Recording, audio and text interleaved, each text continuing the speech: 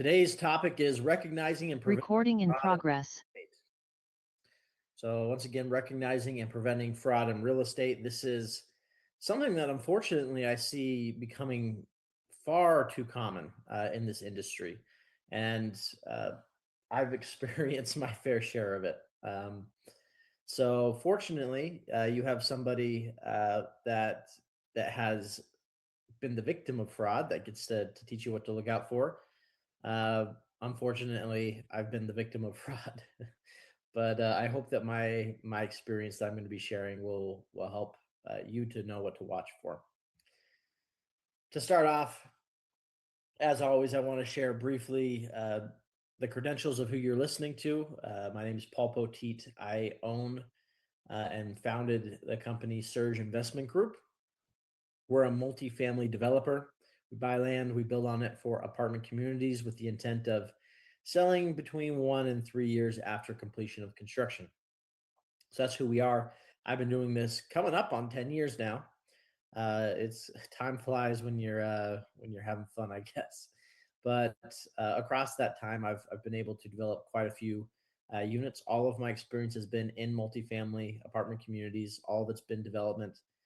I've acquired a lot of land sites. I've entitled many units, so I know very well how to source deals, work with cities, finance projects for construction, oversee construction, lease up, all of that. I've done it. Now back to the topic of the day, fraud. So first off, I want to talk about fraud as a whole, and there's some very real things that you have to accept with fraud. First off, it is not particular about this stage of the development process where it can occur. And again, today I'm talking about my experience as a developer. A lot of these things could apply to other strategies in real estate, such as value add or just any circumstance where you're buying or selling a property. But I'm speaking from my perspective as a developer. Now, fraud occurs in the acquisition stage, right before or after you buy a property. In the financing of a property, there's a lot of fraud in and around the financing. That's where a lot of money is changing hands. Construction and operations, it can occur in all of these different stages. And it's important that when you are an investor or developer, that you are diligent and overseeing money anytime that it changes hands to make sure that you're catching things when it's going wrong. Fraud is not always obvious. Uh, sometimes it is, and the more you get exposed to it, the more the kind of borderline starts to become obvious fraud. But the reality of fraud is perpetrators vary widely. So you might have someone who doesn't have a track record or background of bad acts. It might be their first time doing something. They might be in a desperate position, or not even recognize what they're doing is really all that morally wrong. And so it could be just an individual that it's hard to spot those people, or it could be a larger institution who does it as their main way of business. That's how they make money. It's an elaborate scheme, and then anywhere in between. So uh, good fraudsters like to mimic real events and real practices. So it oftentimes looks like business as usual.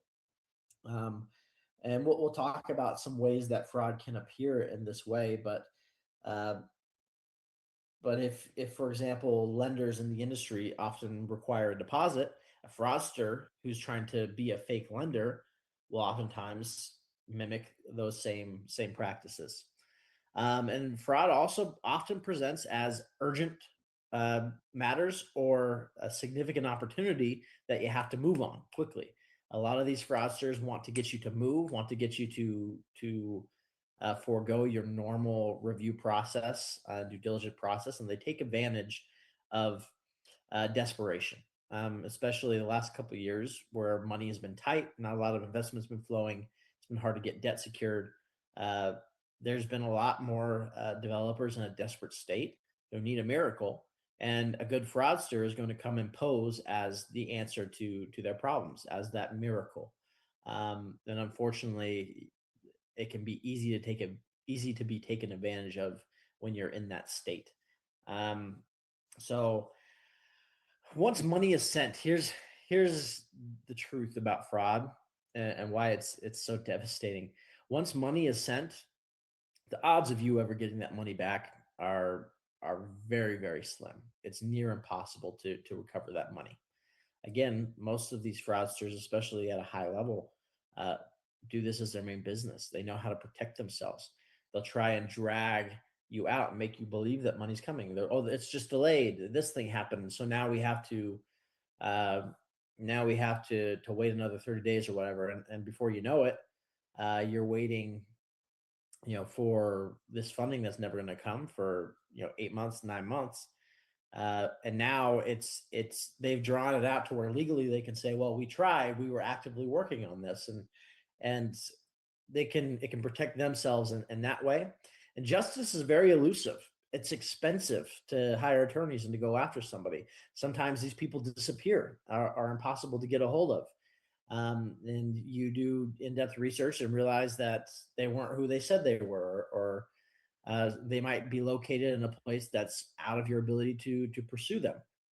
And so, uh, once money is sent, it's very hard to recover, and justice is hard. So the better thing to do is to make sure that before money changes hands and money is sent, that you've done all of the proper evaluation and due diligence to make sure that you're sending that to a trusted source. So now we're going to talk about a few different areas of fraud, that I've experienced here in development, starting with construction fraud. This can appear in a number of different ways. And so we'll talk about a few of these in detail, and then we'll pause after this slide, for any questions before moving forward. So, common tactics in construction fraud, first would be inflated or fake draws. Now, what does that mean? Well, first off, a construction draw is when, uh, assuming that you have financing already funded and laid out, when a contractor is building a property, let's just say they put in all the windows, and the windows cost $500,000 across your project. Well, once that's all installed, they're going to submit an invoice to the general contractor. The contractor will then compile all the invoices for that last, 30 to 60 days, and then they'll put that together as a construction draw. They submit that to the developer and the lender, who reviews all those items, and usually it's the developer's responsibility to go and check and make sure all those items, that are being requested to fund, have been done and are completed appropriately. And then once that's approved, funds will be released, to the general contractor, who then turns around and pays the subcontractors. So that's how the draw process, works. Now, using the case of windows, let's say that 50% of the windows are installed, but the contractor submits an invoice for the installation of 100% of the windows. So that's what's called an inflated draw, meaning that they are invoicing or trying to get paid for work that hasn't fully been completed yet. And by accepting that, that puts you in a bad position. Now, it's possible that if you paid them, that they would go and do it anyway and finish the work and act with integrity. That's possible, but that's also a very risky business to be in. Your leverage from the point of a developer is to withhold funds until you have verified that all work is done and it's done appropriately and passed inspections. And if you pay somebody before that's done and there are issues that have to be taken care of, you'll find that it's very difficult to get people back on site. Even if they're willing to go do it, it's not a high priority for them. And so it might take a long time to get fixes done. They might try and hit you with change orders or say, this wasn't my fault. All your leverage goes away once you pay the money. Double billing. This is something that, uh, you might see the same line item, or get charged for the same line item on two separate draws. So you have a May draw and then a June draw, and you might see the same line item that you paid before. Well, if you don't have a diligent review process. Most large projects, the lenders will kind of take over that and catch those things, but you don't want the lender to be catching it. You want to be catching it yourself. If you're a smaller developer working with private financing, maybe that's a little bit more flexible, has a smaller team, doesn't review as much. You're working with a smaller unknown general contractor. That's where it starts to get you. And so it's important that uh, you have implemented systems and processes to review draws, and these bills as they come in, to track and make sure you know what's done, what's been paid for, what is yet to do, etc. Misuse of funds. Um, so that's a fun one. This is one where a couple of years ago I had experience. Now you'll see on the right side of this slide here, there's some nice, beautiful renderings for a project in South Carolina, Spartanburg, South Carolina. Unfortunately, it looks like I'm finally going to be able to get started on this project once again. We've had to hold on to it for about 2 years as the market shifted, and we had some problems with the general contractor that we initially started with. We hired a general contractor. They started site work. We started paying for this. Now we paid for a couple draws, and the process when you're reviewing multiple draws is you pay draw one, and then before you pay the next draw, you collect unconditional lien waivers for that first draw. And what a lien waiver is, it's basically everyone who did work on your site says, I've received payment, and so I have no right to pursue you anymore for that work, right? So a conditional lien waiver is usually done before a draw, saying, I'm waiving my rights unless I don't get paid. And then an unconditional lien waiver is the assertion that they did in fact get paid. And so from draw to draw, you're collecting these to verify that the subs are actually getting the money that you're sending to the general contractor. It's just a way of preventing additional opportunities for fraud to occur on a job. Well, in this project, we paid the draw, and when it came back to the next draw, we discovered that the general contractor actually had not paid their subcontractors, so we couldn't get unconditional lien waivers, and that was a fairly large sum. It was about $700,000 that was not paid to the subcontractors. Well, at the same time, we discovered that this general contractor was doing this across all of their projects across the country. It was a fairly sizable contractor that had grown very quickly, based in the Utah area. Now, this general contractor, all this was starting to catch up on them. They weren't paying their bills. They had used these funds that they collected from draws for other things, personal expenses, other business expenses, etc. Very illegal to do. But now they didn't have the funds to go and pay their subcontractors, and so they were getting a lot of legal problems, and this created a lot of issues for me. It stopped the site. We obviously had to kick the general contractor off.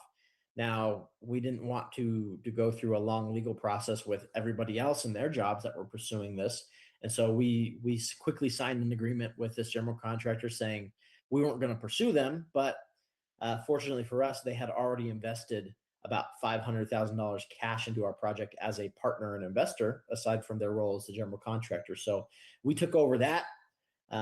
They removed it. We took about a $200,000 loss on that exchange, but it was worth it for us to not have to go through the legal battle and probably not collect anything anyway.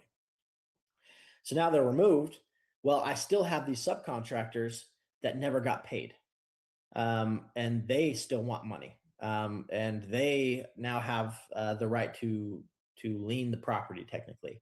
Well, that becomes a legal battle. And fortunately, South Carolina has some strong case law that protects me as a developer in that situation, but it's still created a couple years of issues where we had to negotiate with some of those subcontractors to get their legal claims off of our property.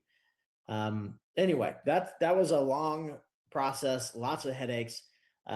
One of my experiences of having to deal with fraud and dishonest people. I hope that you don't ever have to go through this. But that's an example of how the misuse of funds can create problems and present itself in a property like this. Now, why does fraud occur in construction? Usually it's due to lack of oversight and relying too heavily on trust. This was a general contractor that I have worked with before and had completed successful projects with before. I trusted this general contractor.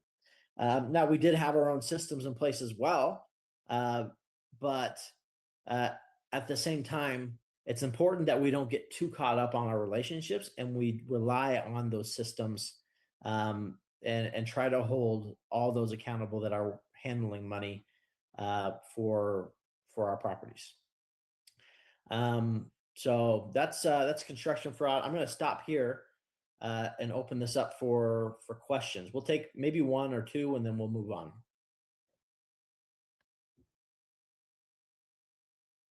Yep.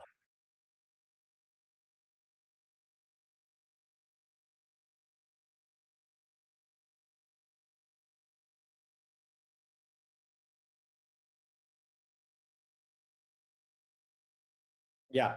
So I won't say that fraud occurs more so in one stage than the other, um, but I do think that, and this is my opinion, I think that consequences can be lower in certain stages, and it can be much easier to get away with it in certain stages. For example, I'm going to go back to the previous slide here. Financing, acquisition and financing fraud. Usually, those can be a little bit more obvious if you know what to look for, but especially financing fraud, the consequences for someone committing that fraud can be a lot higher. Whenever you're misusing funds that someone sent, especially if it's other investors sending money to invest in something, it's just it's looked at with a higher degree of scrutiny. Now, in construction fraud and operations, that's where it can be a lot harder to catch. And we'll talk about operations here in a second. But for construction fraud, there's so many different ways, uh, and and most people don't even look at it as fraud. Like for example, an inflated draw. When I'm talking about building for 70% completion when you've only completed 60%. Well, from from the contractor standpoint, it's like, well, I'm going to get that done anyway. um, they might have pure intentions, but just want the money in advance. But technically, it's not an honest representation of what's been done. And therefore, by my definition, it's a form of fraud. And one that can, if you're dealing with the wrong people, can cause significant pain and damage to your investors and to your project, um, with the loss of leverage and the risk of that person never coming in and doing what they submitted that draw for. So I think it is very common in all these stages, but it's hardest to catch in construction and in operations because there's so many different line items here that if you're not scrutinizing and auditing on a regular basis, there's so many different ways that someone could hit you with it. I don't know. Did I answer your question? Great. Okay, so let's move on. Lending fraud and capital traps. So this is, like I said before, lending fraud. It does happen a lot. Sometimes it can be more obvious if you know what to look for, but it's also easier to get blinders on this one because as a developer, investment manager, you're trying to make a project happen. You get emotionally tied to these projects. You get emotionally tied to the investors that have trusted you to make something happen. And when the market's not going your way or you're not getting the terms that you feel like you need to make something happen, you can get a little bit desperate. Like there's a lot of pressure to perform in these situations. And a lot of lending fraud schemes take advantage of that vulnerability. And so it's important when you're analyzing opportunities that you're doing so not from an emotional place of need or desperation, but from uh, a methodical, careful review, bringing in third parties when necessary, but really just sticking to your standards. The different types of lending fraud, as I have seen them, deposit harvesting. So in this business, it is a common practice for a lender to require an upfront deposit. So they might give me a term sheet, which is a sheet saying, hey, here are the terms we're willing to offer on your property. I'll sign that telling them I'm interested in, and I'm committed to fleshing that out with them. Well, usually to know that you're committed as a developer, the lender will require an upfront deposit, which is what allows their team to get going and working, order the appraisal, start doing their due diligence, all that. Well, these deposits can vary as low as $5,000 all the way up to $75,000 to $100,000. So some of them can be pretty substantial. Um, some lenders, I'm not going to say all of them, but some lenders use this as a way of income. Um, and even if they are legitimate lenders, oftentimes they can collect these fees up front as a way of, well, I just earned another $50,000 by signing this term sheet, even though they have an intention of changing the terms and completely redoing what they promised later on. So that is a risk that you take anytime you sign a term sheet and pay a lender that has large deposits. I tend to avoid, if someone's going to require a $50,000 to $100,000 deposit, I usually try to avoid those lenders unless I know that they are a legitimate lender with a high reputation of performance. But even then, I don't like paying these high deposits because, uh, at the end of the day, they could cancel and you're out that money. So deposit harvesting, something to watch out for. Fake private lenders. So there are plenty of lenders out there that are not real, and they do this uh, for a couple reasons. They'll act like they're a lender and act like they have opportunities. Sometimes they'll give you uh, these terms that just are outperforming the market and seems to be better than everybody else. And they do this either to collect some of these upfront fees and deposit fees. Sometimes they'll try and be even less on the deposits just to collect more money, and it's more of a defensible. Like if you were to pursue them legally, how do you prove that they didn't have a real intention of funding a project? So that's really hard, and most people wouldn't pursue them for a small deposit that they lost anyway. And some of them are just out there to try and collect personal information for you, like your social security number, um, to be able to then resell that on the market. So uh, got to watch out for that. Unfortunately, it does exist. It can be very difficult to know who's legitimate, who's not. The key is you want to vet those that you're working with. If you're working with a large brokerage shop, such as um, CBRE or Colliers or Northmark, and those are some of the big ones. But there's a lot of mid-size brokerage shops that do a lot of volume. Most of those brokers that help connect lenders will connect you with verified, reputable lenders, and will be able to vet that out for you. But if you're working with some smaller brokers who haven't done a lot of business, they might connect you with unique, one-off type funding options, which can be beneficial. And sometimes you can find great opportunities in doing that. But you just have to be a little bit careful when you're evaluating those opportunities. And then bait and switch loan terms. So this one, and again, this is hard to even define as fraud, but to me, it absolutely is fraud. Where you will receive a term sheet. Let's say that the term sheet is 85% loan to cost, so really aggressive on the leverage, and for construction lending, you're at 9.5%, and on the interest, and you have 2 points. Well, I've had this happen a couple times where uh, the appraisal will, or sorry, the term sheet will require an appraisal at this amount, and your debt service coverage ratio to be a certain amount, and your debt yield, etc. Well, I've had it where I've gotten the appraisal and it's met all the standards at the term sheet, but then all of a sudden they go to their loan committee and now they've changed their mind. They want 70% loan to cost, at 11% interest, with 3 points, two up front, and then one on an exit fee. Well, now that's a completely different loan than what they offered you. Even though the project didn't necessarily get worse, it's the appraisal came in and proved it out. But lenders have a lot of power. You can't really negotiate with that unless there's somebody else that's willing to come in and beat them.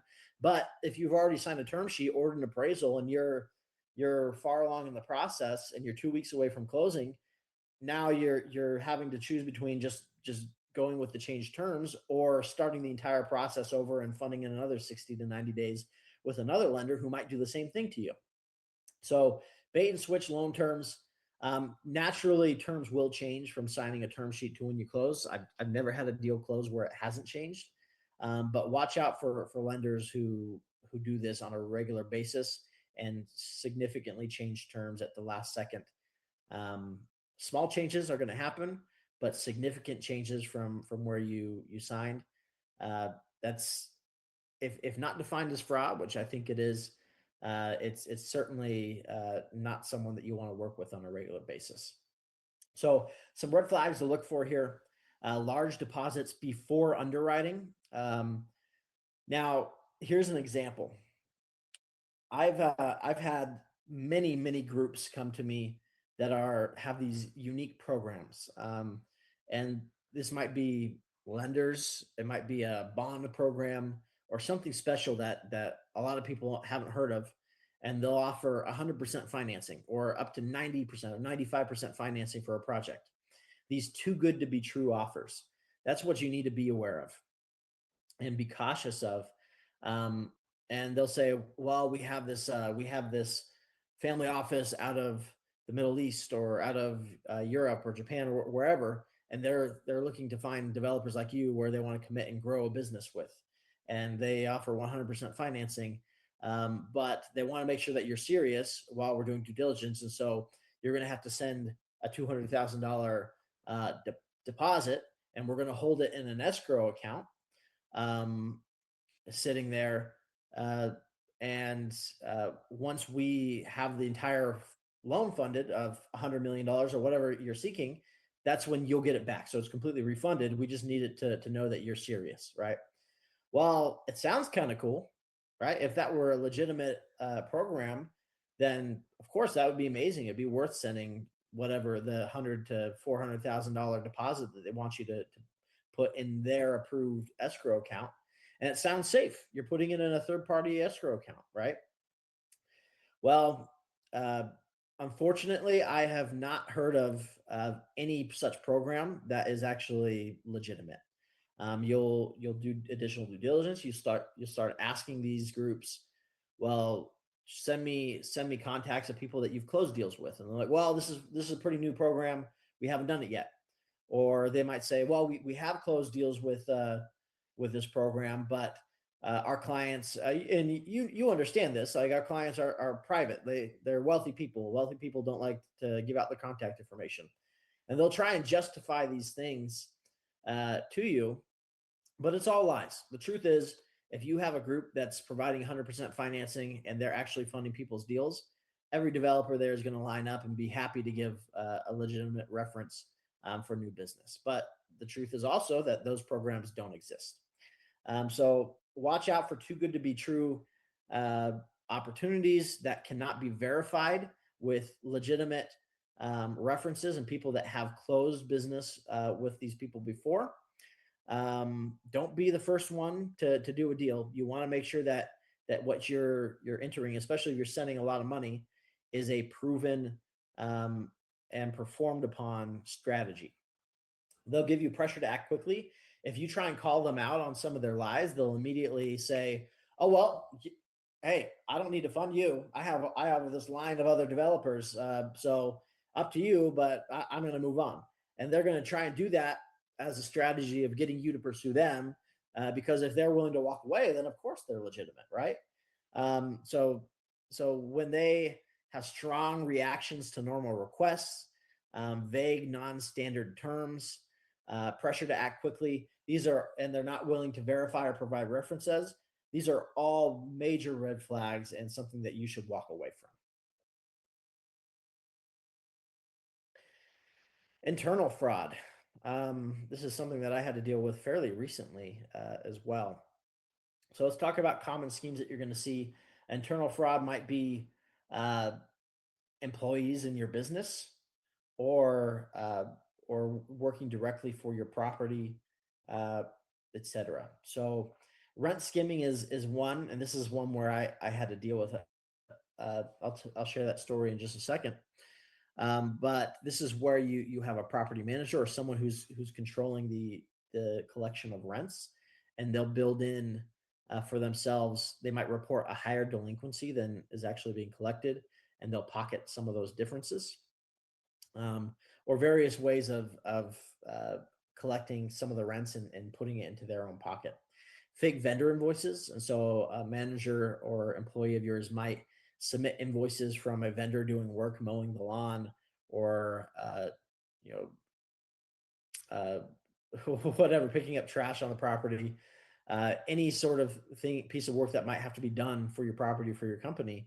Um, they can submit a fake invoice and get paid and just reroute that to an account of their own making. Payroll fraud. So this is where they might report or give themselves additional bonuses, or add another person to the payroll if it's a large enough project or property. Um, that's just a ghost. It's not a real person. That happens. And then expense reimbursements. So they might pay for personal things and count it as a property expense, and so you're end up paying for things over time. And most of these things can be small to start off with, but you hit this month over month over month over a long period of time, and it really starts to add up. So this happens slowly. It can be very difficult to catch. It goes unnoticed for long periods of times. Um, and one of the most difficult things about this is it comes from trusted individuals. They're people, if it's within your own company, people that you might interact with on a daily basis, people that you might have seen as friends, or if it's someone that's on site managing a property that's remote to you, or even close. It might be someone that you interact with on a weekly basis or regular basis. You feel like you built that personal relationship with them, and then all of a sudden you find out that they're stealing money from you. That's a difficult thing to experience. And so the way to prevent this, you need to have regular audits, and oversight with, and have other people, multiple people, reviewing the financials, and where things are going. And even then, uh, because of how subtle some of these expenses are, it can take a while to be able to discover them. But if you're disciplined in your review process, eventually you're going to discover them. So that's internal fraud. My example for this. So the property that you see photoed here is a property I own in Greenville, South Carolina.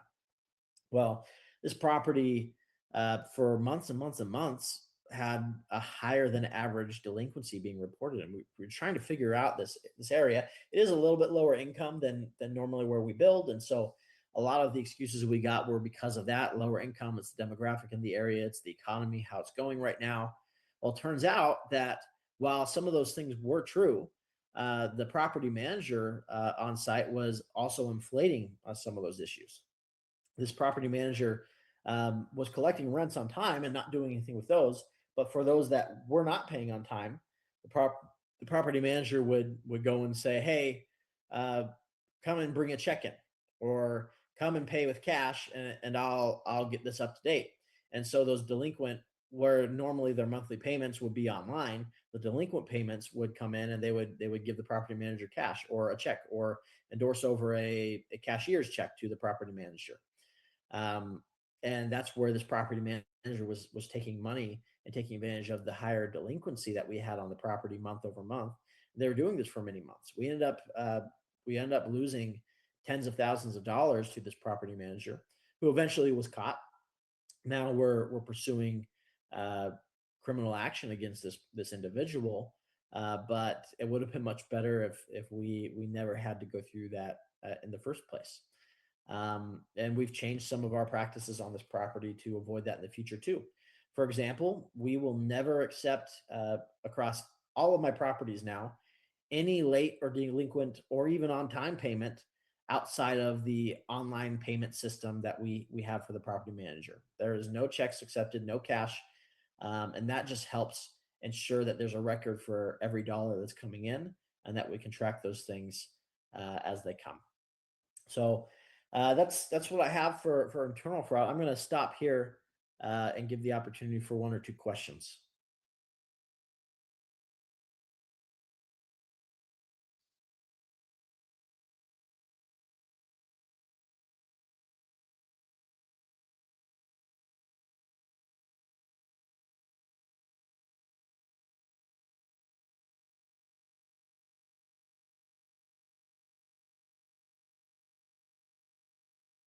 Yeah, yeah, that's a good question. Um, one of the one of the things that's important is we do have to communicate it directly to the tenants, and that's part of what they sign when they sign their lease. So as you get turnover here, eventually that system's going to be implemented. When you first set up their payments, you make sure that they understand exactly how payments are received and processed, and it's also having that those systems properly in place as well. So here before we had an option, and that was known amongst the tenants, that you could pay with a check by dropping off in the office, or you pay through our online system. And that's really what led to this issue. In hindsight, it would have been better for us to never give that option. But at the time, it's like, okay, well, I don't care if it's a check or through an online system as long as we get the money.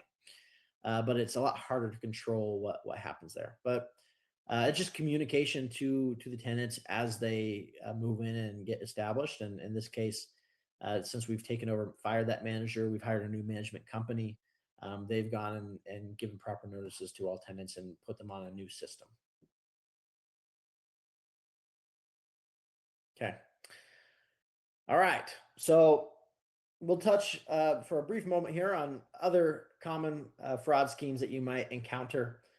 So a few of these things, acquisition fraud. This happens when you're buying a property, um, oftentimes, or selling a property. So if I'm selling a property and I want to sell it to somebody who's qualified, uh, I might ask for proof of funds or a track record to of the buyer.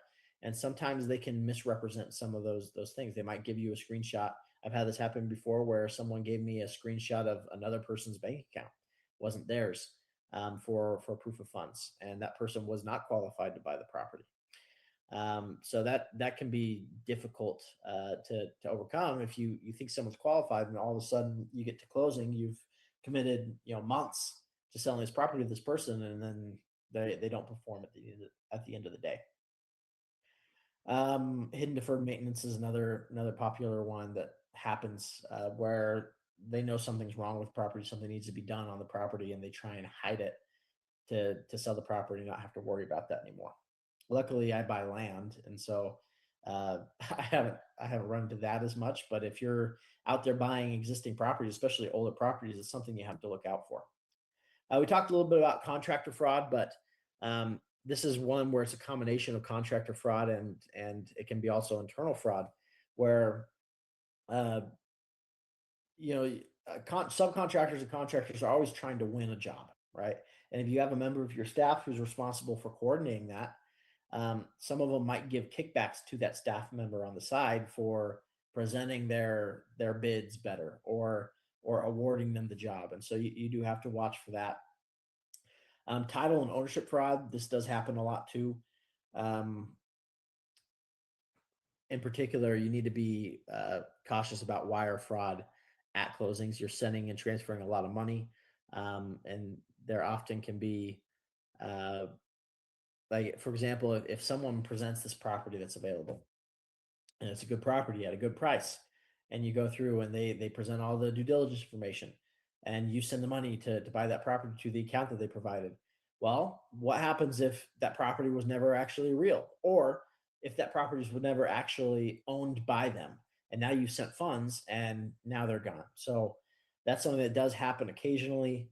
I don't hear a lot of it happening, but certainly have heard of instances where that has occurred. Investor related fraud. So this is from an investor perspective. Those listening to this webinar might be looking at uh, how do I invest passively in some of these real estate opportunities? Well, uh, it does happen where you hear of these schemes all the time, where it's a Ponzi scheme, or the fund manager was was misallocating funds that he had raised, and providing false reporting and all these things that happens. Fortunately, our system is set up to punish the perpetrators of those specific crimes pretty harshly, actually. Um, I, I've heard of some cases where someone who stole money from investors, large sums of money, spent more time in prison than somebody who was convicted for murder. So our justice system does not look favorably towards that, but it doesn't mean it doesn't happen. And so we you need to be confident in who you're investing with, make sure that they have a good reputation, and have the ability to perform good auditing practices, good reporting practices, etc. The last thing, and this is one of the most common forms of fraud these days, is wire fraud. So even if you're working with a legitimate person, this is why they have you verify wiring instructions whenever you send wires, and especially large wires, is because um, you have these fraudsters that will go and enter what's the right word? They'll catch these attachments en route online, and they'll change the numbers to send to their own accounts. And so it's important that you always verify wiring instructions with the source to make sure that you're sending it to the right source.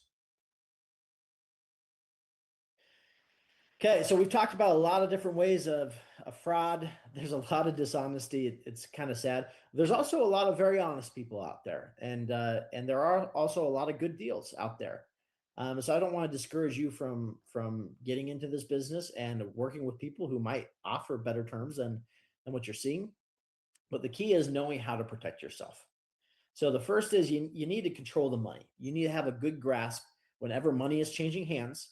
You're watching that like a hawk, and you have systems in place to be able to track how it's being used, and that it was allocated to the right sources. So third party inspections are important. So these are people that have no money in the game. Their job is for a fee. They come and make sure that indeed the work has been done, especially in construction, for the draw that's being submitted. So it's just another way of you knowing when you pay a draw that that work is done. Then you're collecting the lien waivers before and after, and the sooner you collect those after payment, the sooner you can verify that the money has been allocated appropriately. Never wire blindly. We just talked about that as well. Always know where you're sending funds and verify that it's to the right source and the right account. Verify everybody. You can trust people, but you got to verify them. This is a business. There's a lot of consequence out there. You cannot work on trust alone. When appropriate, background checks with those that you're working with is important. It's not that hard to do. Uh, References is key. So calling people and references that are given to you by those that you intend to work with, that will help a degree of confidence. Now, it's not always reliable, but especially with lender fraud and those that are offering deals that seem like it's better in the market, you want to make sure that there are many people who have actually experienced it and received that money. And unless you can call and verify that those people are independent, because it's also easy for that fraudster to make somebody up that's a friend of theirs and have that person lie too. So you need to verify that they are a legitimate reference, and verify that they have indeed worked with that individual and that individual did perform for them. And then confirming licenses and track record. So that's another thing on construction fraud that I didn't. It was on our slide. I didn't necessarily talk about it, but it happens where on your job site, especially for smaller jobs, you might have contractors on there that are not licensed or don't have insurance, and that creates a massive liability for you if something happens there, that you don't necessarily have the legal recourse to pursue them for. Or even if you do, you're still stuck with a liability on the property that you got to take care of in the short term. So always confirm that people have the appropriate licenses and track record to be able to do the work that you're trusting them to do. Building systems, not trust. We talked about this, but you want to make sure that there's clear duties, that there's segregation of duties, that there are people that are cross-checking each other's work and overseeing that have different interests. You always conduct regular audits where finances are concerned. That will help you catch fraud, especially internal fraud, um, when it's been going on under your nose. Then we talked about the payment systems for managing these properties, not allowing cash payments or check payments. That's just going to open you up to increased exposure for potential fraud. And slow down. Don't compromise your principles. Be disciplined. Go through the proper due diligence process to vet, pay apps to vet potential lenders, to vet property managers, to overview the financials, understand what you're looking at, and take the time that you need to make those decisions. If you're feeling like you're pressured or rushed, then it's probably not for you. If you get cave in those situations where you are pressured or rushed, you're opening yourself up to a lot of risk. And lastly, trust your instincts. They're almost always right. There have been so many opportunities I've had to work with people where something just felt off, and sometimes I worked with them anyway. And whenever that feeling felt off at the beginning, I can tell you that almost I can't think of a situation where it didn't end up poorly for me. But I've also had situations where I wasn't sure about somebody, but I felt good about who they were, and their morals as a person. I chose to work with them, and it ended up working really well. And we were able to outperform the market in some situations of the terms that they were offering. So trust your instincts. Don't get emotionally tied to it. But at the end of the day, you're going to have a feeling as to whether or not somebody is honest or dishonest, and always try to find those honest people and work with them, even if it's not quite beating out the terms of other people. With that, any final questions here that we'd like to discuss?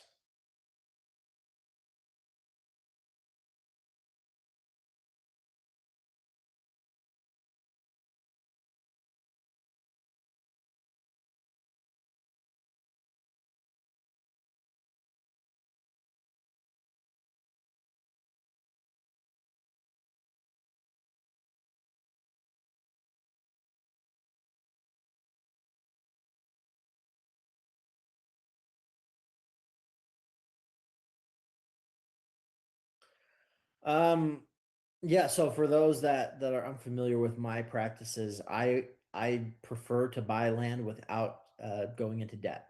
So obviously we'll do a loan for construction when we build a project because it doesn't really pencil financially to do it with all cash and equity. But when it comes to acquiring a property, most developers will acquire a property on debt with 50% debt, 50% equity, which means you don't have to raise as much to close on the land. Then they'll go and work on the financing for construction and do it all um, with a construction loan. I don't do that. I buy land with cash.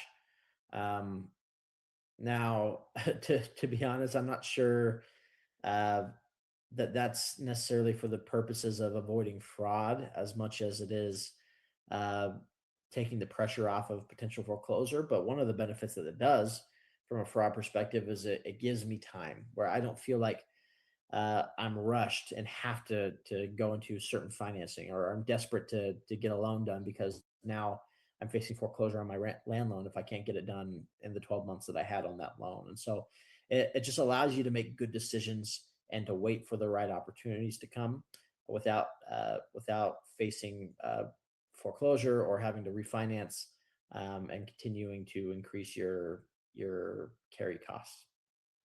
Well, hopefully that helps. Um, well, for those that have listened to this, I hope that this has been useful. Uh, Fraud is not a very heavily discussed topic in these forums for real estate development, but it does appear, and I see so many people falling victim to it. And so, my hope is that some of what I've shared today will help you to avoid some of those pain points that I've experienced in my career. If you did find this valuable, we would love to have you participate in future webinars. We do this every 2 weeks, Tuesday at 12:30 Mountain Time. Our next webinar is going to be April 21st. And we're going to be talking about how to succeed in leasing and property management. So this will be lease up and also continued property management and asset management. We'll touch on for this webinar.